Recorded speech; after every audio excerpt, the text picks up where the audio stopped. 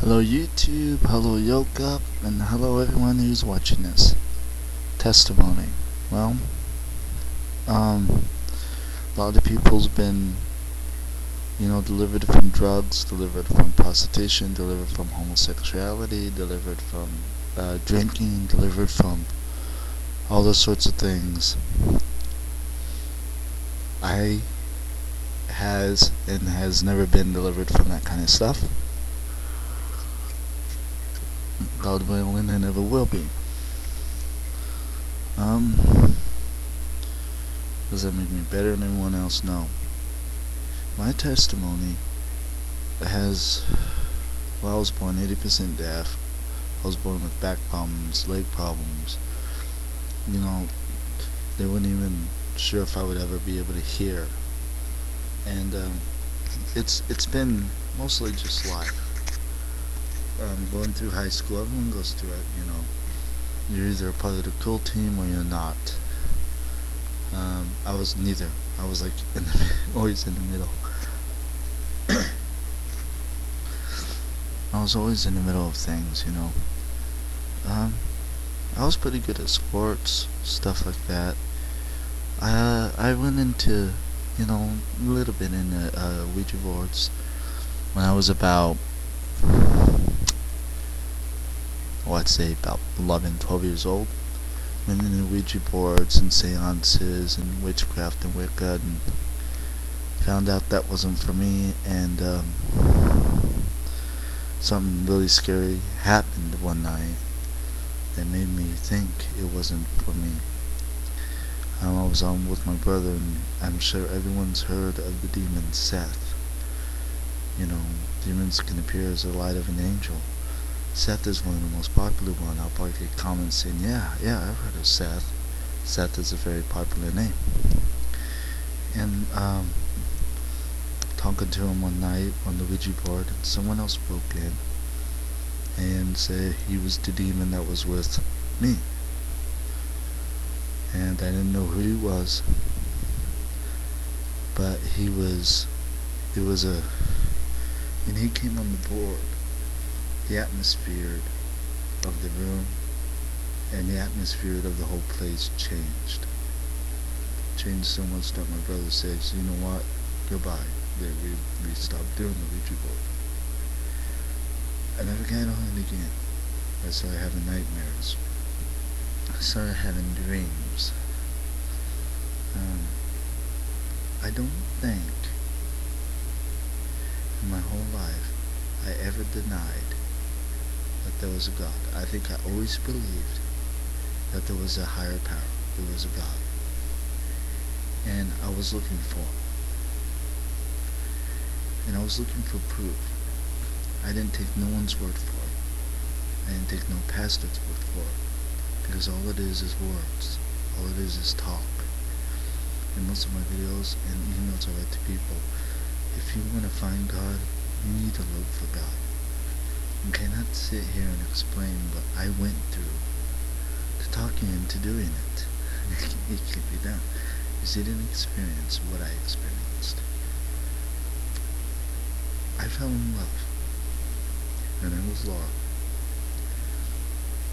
I fell in love hard. We was together for 7 years, and we argued, but we never really fought. And we was best friends. My mom and dad was best friends. They were married for 30 years before my dad passed away. So, of course, naturally, I'm sitting there thinking, hey, this is the lady I'm going to spend the rest of my life with. But things change. She went off to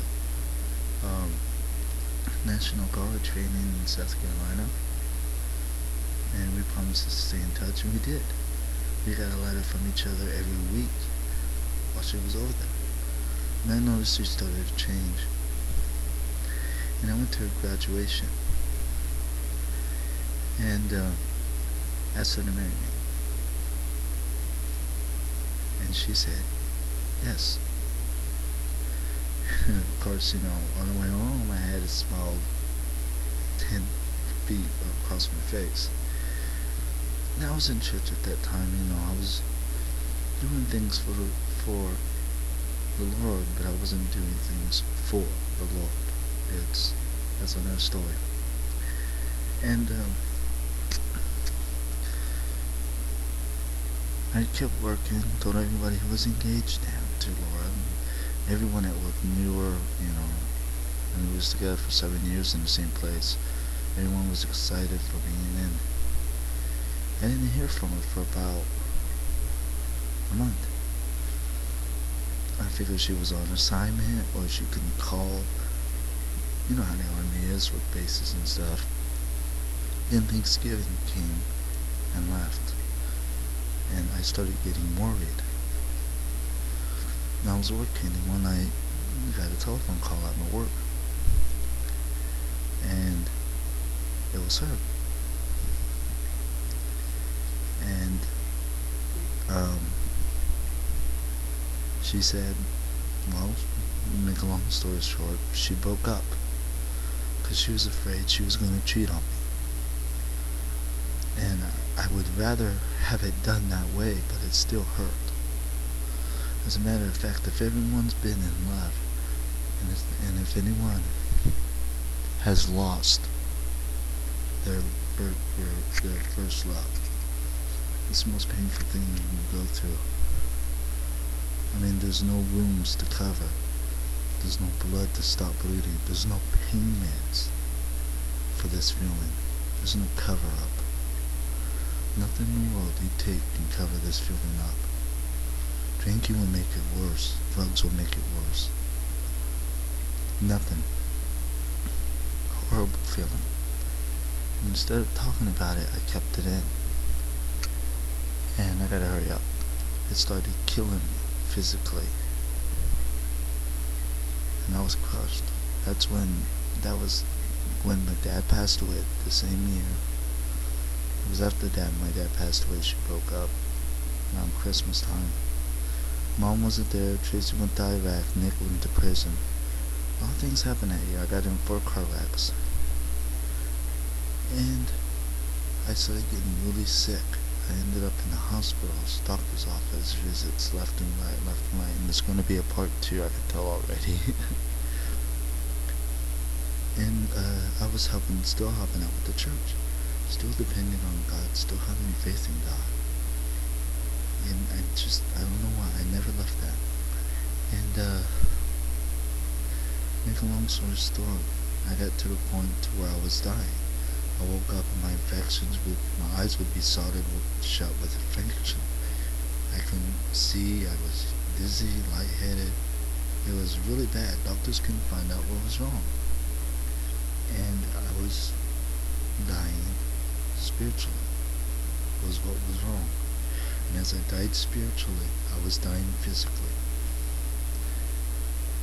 And I went to church one Sunday.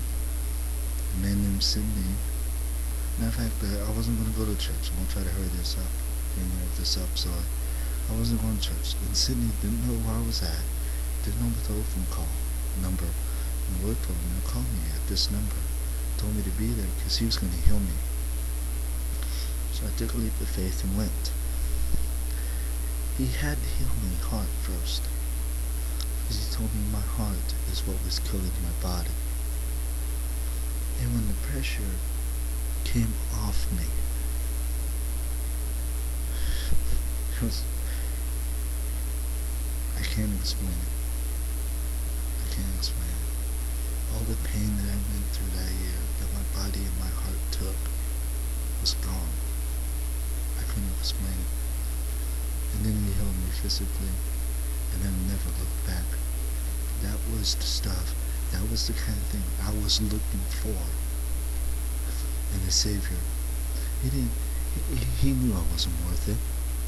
He knew at that time I was in bad shape. I didn't care what happened. He knew that, and he did it anyways. He healed me anyways. He knew I wasn't worth healing, and he did it anyways. When I showed sacrifice and I showed love, true love, that's when I turned to Jesus. And that's when I started following him. And I will never, ever leave God. I of my Father and my Lord and Savior. I urge you to take a second look back and try to walk down that road with the light at the end of the tunnel, because I guarantee you, you won't regret it. You won't regret it. And that's my short version of my testimony. God bless.